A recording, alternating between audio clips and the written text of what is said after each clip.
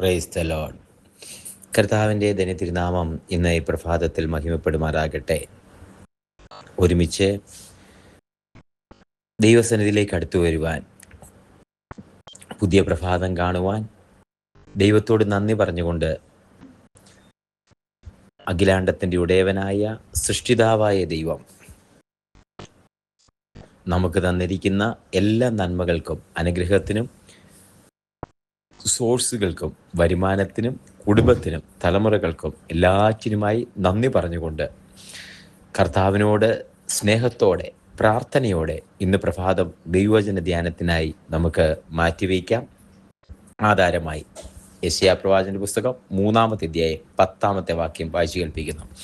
ഐസയ്യാ chapter 3:10. നീതിമാനെക്കുറിച്ച് അവന് നന്മ വരും എന്ന് പറവീൻ, തങ്ങളുടെ പ്രവൃത്തികളുടെ ഫലം അവർ അനുഭവിക്കും. Say it to the righteousness that it shall be well with him, for they shall eat the fruit of their doings. ആ ഇംഗ്ലീഷിലെ വാക്ക് ഇച്ചിലൂടെ കറക്റ്റാണ്. They shall eat, our ഭക്ഷിക്കും. The fruit of their doings, അവരുടെ പ്രയത്നത്തിൻ്റെ ഫലം അവർ ഭക്ഷിക്കും. മലയാളത്തില് തങ്ങളുടെ പ്രവർത്തികളുടെ ഫലം അവർ അനുഭവിക്കും. ഈ വാക്ക് കേട്ടെ, ഈ വാക്കൊന്ന് ശ്രദ്ധിച്ചേ. നീതിമാനെ കുറിച്ച് അവന് നന്മ വരുമെന്ന് പറവീൻ, തങ്ങളുടെ പ്രവർത്തികളുടെ ഫലം അവർ അനുഭവിക്കും. ഇതൊരു വചനത്തിനകത്ത് നടത്തിയെടുത്ത വാക്കാണെങ്കിലും, 3-ാം അധ്യായത്തിന്റെ 10-ാമത്തെ വാക്യം വചനത്തിന് നടത്തിയെടുത്ത വചനമാണെങ്കിലും ഒരു പ്രസ്താവനയാണ് പറയുന്നത്. നീതിമാനെ കുറിച്ച് നമ്മളൊരാളെ കുറിച്ച് പറയില്ലേ, ഇന്നയാളെ കുറിച്ച് നമുക്കൊരു കൊള്ളാം എന്ന് പറയില്ലേ. നമ്മുടെ മുഖ്യമന്ത്രി ഇന്നയാൾ കൊള്ളാം, നിലപാടുള്ളയാളാ എന്നൊക്കെ പറയൂല്ലോ. എന്ന് പറഞ്ഞ പോലെ ദൈവവചനത്തിനകത്തൊരു പ്രസ്താവന പറയുക നീതിമാനെ കുറിച്ച്. ഇതൊരു വ്യക്തിയുടെ പേരല്ല, മറിച്ച് ഒരു സ്വഭാവ കേന്ദ്രീകരണമാണ്, ക്യാരക്ടർ. നീതിമാനെ കുറിച്ച് ഇനി വചനം കേട്ടുകൊണ്ടിരിക്കുമ്പോൾ, ഇന്നത്തെ ഈ പ്രസ്താവന കേട്ടുകൊണ്ടിരിക്കുമ്പോൾ നീ നിന്നെ തന്നെ ഒന്ന് ശോധന ചെയ്ത് നോക്കിയേ. നീതിമാനെ കുറിച്ച്, നിന്നെ കുറിച്ച്. ഇപ്പോ നീതിമാൻ എന്ന് പറയുമ്പോൾ ആ വാക്കിനൊരു അർത്ഥമുണ്ട്. റൈച്ചസ്, നീതി ചെയ്യുന്ന മനുഷ്യൻ എന്ന് പറഞ്ഞാൽ മറ്റുള്ളവരെ ഉപദ്രവിക്കാതിരിക്കുന്നവൻ, തൻ്റെ കാര്യം നോക്കുന്നവൻ, മറ്റുള്ളവർക്ക് നന്മ വരാൻ ആഗ്രഹിക്കുന്നവൻ. അല്ല എല്ലാ സമയത്തും ദൈവത്തോട് പ്രാർത്ഥിക്കണമെന്നോ എല്ലാ റൂമുകളും അടച്ചിട്ട് ദൈവത്തിന് അങ്ങനെ കർത്താവിനോട് പ്രാർത്ഥിച്ചുകൊണ്ടിരിക്കുന്നത്, അതല്ലെങ്കിൽ ഹിമാലയ സാനുക്കളിലൊക്കെ പോയി സന്യാസ വര്യന്മാരെ പോലെ അങ്ങനെ ഇരിക്കുന്നതൊന്നുമല്ല അർത്ഥം. മറ്റുള്ളവർക്ക് നന്മ വരാൻ ആഗ്രഹിക്കുന്നവൻ, മറ്റുള്ളവർക്ക് ഉപകാരം ചെയ്യുന്നവൻ, ഇതാണ് നീതിമാൻ എന്ന് പറയുന്നത്. മറ്റുള്ളവരെ തരം താഴ്ത്താതിരിക്കുന്നവൻ, മറ്റുള്ളവരെ ശ്രേഷ്ഠനെ എണ്ണുന്നവൻ, ഇതൊക്കെയാ തിരുവചനത്തിൽ നീതിമാന്റെ അർത്ഥം. നീതി ചെയ്യുന്ന മനുഷ്യനെ നീതിമാൻ എന്നാ പറയുന്നത്. അങ്ങനെയുള്ള ഒരു വ്യക്തിയെ കുറിച്ച് അവർ നീതിമാനെ കുറിച്ച് പറഞ്ഞോ, അവരോട് പറ അവന് നന്മ വരുമെന്ന് പറവീൻ. ഈ 127-ാം സങ്കീർത്തനം 1-ാമത്തെ വാക്യം പറഞ്ഞു, യഹോവയെ ഭയപ്പെട്ടവൻ വഴികൾ നടക്കുന്ന ഏവന് ഭാഗ്യവാൻ. അതിന്റെ താഴേക്ക് വായിക്കുമ്പോൾ അവന് നന്മ വരും, നിന്റെ അധ്വാന ഫലം നീ തിന്നും, നിനക്ക് നന്മ വരും. ആ വാക്ക് പറയുന്നുണ്ട്, നിനക്ക് നന്മ വരും. അപ്പൊ യഹോവയെ ഭയപ്പെടുന്നവനെ നീതിമാൻ എന്ന് പറയാം. പിന്നെ നമ്മൾ വായിക്കുന്ന വചനം 1-ാം സങ്കീർത്തനത്തിൽ പറയുന്നുണ്ട്, അവൻ ആറ്റിരിക്ക് തട്ടിരിക്കുന്നത് തക്കകാലത്ത് ഫലം കാക്കി നിലപാടാത്ത മനുഷ്യൻ പോലിരിക്കും. അവനാരാ? അവന് യഹോവയെ ഭയപ്പെടുന്നവനാ. ദുഷ്ടന്മാരുടെ ആരാധനപ്രകാരം നടക്കാതെ, പാപികളിൽ വഴി നിൽക്കാതെ, പരിഹാസിൽ ഉൾപ്പെടുത്തിയിരിക്കാതെ യഹോവയുടെ ന്യായപ്രമാണത്തിൽ സന്തോഷിക്കുന്നവൻ. അവനെ കുറിച്ച് പറയാൻ യഹോവയുടെ ന്യായപ്രമാണം സന്തോഷിക്കുന്നതിനെ കുറിച്ച് പറഞ്ഞു. അവൻ ആറ്റിരിക്ക് തട്ടിരിക്കുന്നതും തക്കകാലത്ത് ഫലം കായ്ക്ക് നിലപാടാത്തതുമായ വൃക്ഷം പോലിരിക്കും. ഇന്ന് കുഞ്ഞെ, നിന്നെക്കുറിച്ച് ഒരു പേര്, നിന്നെക്കുറിച്ച് ഒരു ഖ്യാതി, നിന്നെക്കുറിച്ച് പറയട്ടെ നീതിമാൻ. നീതിമാനെ കുറിച്ച് നിന്നെ നോക്കിയിട്ട് സ്വർഗം പറയട്ടെ നീതിമാനെ കുറിച്ച്. അവന് നന്മ വരും. നിന്റെ പേരിന് മുമ്പിൽ എഴുതിയിട്ട് ഇന്നത്തെ സാഹചര്യം എന്തൊക്കെ തന്നെ ആയിരുന്നാലും, എന്തായിരുന്നാലും നിന്റെ പേരിനെ നോക്കിയിട്ട് തമ്പുരാൻ പറയട്ടെ നിനക്ക് നന്മ വരും. നീ അത് വിശ്വസിക്കും, നിനക്ക് നന്മ വരും, നിനക്ക് നന്മ വരും എന്ന് പറവീൻ.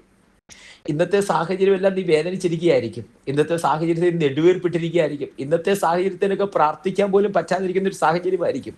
ഇന്നത്തെ സാഹചര്യത്തിൽ ദൈവമേ എന്തുകൊണ്ട് ഞാൻ ഇങ്ങനെയെന്ന് ചോദ്യത്തിന് മുന്നിലായിരിക്കും. പക്ഷേ മടുത്തു പോകരുത്.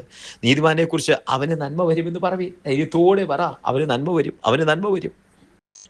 തങ്ങളുടെ പ്രവർത്തികളുടെ ഫലം അവൻ അനുഭവിക്കും. ഈ വചനം കേട്ടെ, പ്രവർത്തിയുടെ ഫലം അവൻ അനുഭവിക്കും. ഇതല്ലേ 1-ാം സങ്കീർത്തനം പറയുന്നേ, അവൻ ആറ്റിരിക്കും തട്ടിരിക്കും തക്കാലത്ത് ഫലം കായ്ക്കുന്ന വിലപാടാത്തമായ വൃക്ഷം പൊഴിക്കും. 128 സങ്കീർത്തനം പറയുന്നത് യഹോവയെ ഭയപ്പെട്ട് അവന്റെ വഴികൾ നടക്കുന്ന ഏവന് ഭാഗ്യവാൻ. അവനെ കുറിച്ച് താഴെ പറയുക, അവന് നന്മ വരും, നിന്റെ അധ്വാന ഫലം നീ തിന്നും, നിനക്ക് നന്മ വരും. കുഞ്ഞെ, ഇത് ദൈവവചനമായിട്ട് യഹോവയെ ഭയപ്പെടാൻ തയ്യാറാണെങ്കിൽ, ഫിയർ ഓഫ് ഗാഡ് എന്നാണ് ദൈവത്തെ ഭയപ്പെടുന്നവൻ. ദൈവത്തെ ഭയപ്പെടുന്നവൻ അനീതിയിലേക്ക് കര നീട്ടത്തില്ല. ദൈവത്തെ ഭയപ്പെടുന്നവൻ സാഹസം ചെയ്യത്തില്ല. ദൈവത്തെ ഭയപ്പെടുന്നവൻ ദുഷ്ടന്റെ കൂടെ കൂടി അവന്റെ സപ്പോർട്ട് ചെയ്യത്തില്ല. നീതിമാന് ചുറ്റുമായി വല വിരിക്കത്തില്ല.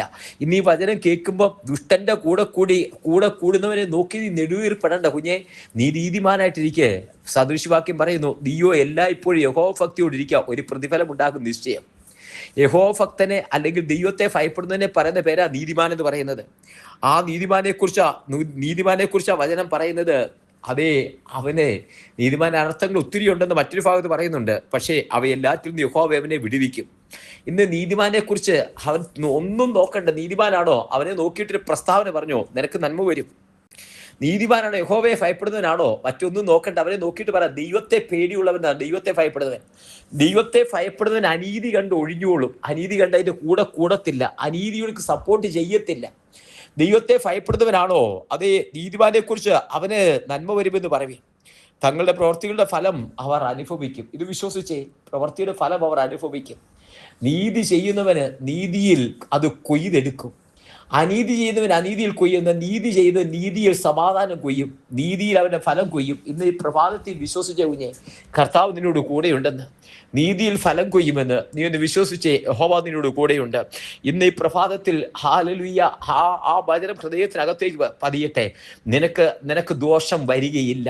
ദൈവമേ, മറ്റുള്ളവരുടെ നന്മ ആഗ്രഹിക്കുന്ന, മറ്റുള്ളവർക്ക് വേണ്ടി പ്രാർത്ഥിക്കുന്ന, ആർക്കും ദോഷം ചെയ്യാത്ത നിനക്ക് ദോഷം വരികയില്ല. നിന്റെ പേര് നീതിമാൻ എന്ന, യഹോവയെ ഭയപ്പെടുന്ന, ദൈവത്തെ ഭയപ്പെടുന്ന നിന്റെ പേര് നീതിമാൻ എന്ന. നിന്നെ കുറിച്ച് പറയട്ടെ, നിനക്ക് നന്മ വരും. നിനക്കും നന്മ വരും. നീതിമാന് നിന്നെ കുറിച്ച് പറയട്ടെ, നിനക്ക് നന്മ വരും. നിന്റെ പ്രവൃത്തിയുടെ ഫലം നീ തിന്നും. നീ നന്മയെ അനുഭവിക്കും. കുഞ്ഞെ. ദൈവങ്ങളിലേക്ക് സമർപ്പിക്കാം, ഒരുമിച്ച് പ്രാർത്ഥിക്കാം. സ്വർഗീയ പിതാവേ, ജനത്തെ ഞാൻ അനുഗ്രഹിച്ച് പ്രാർത്ഥിക്കുന്നു. ഈ വചനം കേൾക്കുന്ന എല്ലാവരെയും നീതിമാന്മാരായി അവരെ അനുഗ്രഹിക്കുന്നു. അവരോട് പറയുന്നു, നിനക്ക് നന്മ വരും. നിന്റെ പ്രവൃത്തിയുടെ ഫലം നീ അനുഭവിക്കും. നിനക്ക് പ്രവൃത്തിയുടെ ഫലം കിട്ടും. നീയോ ഇപ്പോഴും യഹോവ ഭക്തിയോടിരിക്കുക, ഒരു പ്രതിഫലം ഉണ്ടാകും നിശ്ചയം. അവൻ ആറ്റൊരുകത്ത് തട്ടിരിക്കുന്നതും തക്കകാലത്ത് ഫലം കായ്ക്കുന്നതും വിലപാടത്തതുമായ വൃക്ഷം പോലിരിക്കും. അവൻ ചെയ്യുന്നതൊക്കെയും സാധിക്കും. യഹോവയെ ഭയപ്പെട്ടവന്റെ വഴികൾ നടക്കുന്ന ഏവനും ഭാഗ്യവാൻ. നിനക്ക് നന്മ വരും. നിന്റെ അധ്വാന ഫലം നീ തിന്നും. കർത്താവ് അങ്ങനെ തന്നെ ജനത്തിന് ഈ വചനം കൈമാറുന്നു. യഹോവ കൂടിയിരിക്കുന്നതിനായി സ്തോത്രം. അവരോട് കൂടിയിരിക്കുന്നതിനായി സ്തോത്രം ചെയ്യുന്നു. തൃക്കരങ്ങളിൽ സമർപ്പിക്കുന്നു. അനുഗ്രഹിച്ച് പ്രാർത്ഥിക്കുന്നു. അസാധാരണ സാന്നിധ്യത്താൽ നിറയ്ക്കുന്നു. കർത്താവിന്റെ കരം കൂടിയിരിക്കുന്നതിനായി നന്ദി. അങ്ങയുടെ നാമത്തെ ജനത്തെ അനുഗ്രഹിക്കുന്ന തൃക്കരങ്ങളിൽ സമർപ്പിക്കുന്നു. അവിടുന്ന് പ്രാർത്ഥന കേട്ടിരിക്കാൻ സ്തോത്രം. എല്ലാ മാനവമഹത്വത്തോടെ എടുക്കും യേശുവിൻ നാമത്തിൽ തന്നെ. ആമേൻ, ആമേൻ, ആമേൻ. കർത്താവ് എല്ലാവരെയും അനുഗ്രഹിക്കട്ടെ. ദൈവകൃപ കൂടിയിരിക്കട്ടെ. നാളെ നമുക്ക് വീണ്ടും കാണാം. അതുവരെ ദൈവത്തിന്റെ വിശാലമേറിയ ചെറുകടിക്കുള്ളിൽ നമ്മളെ മറക്കുമാറാകട്ടെ. Bless you and thank you so much.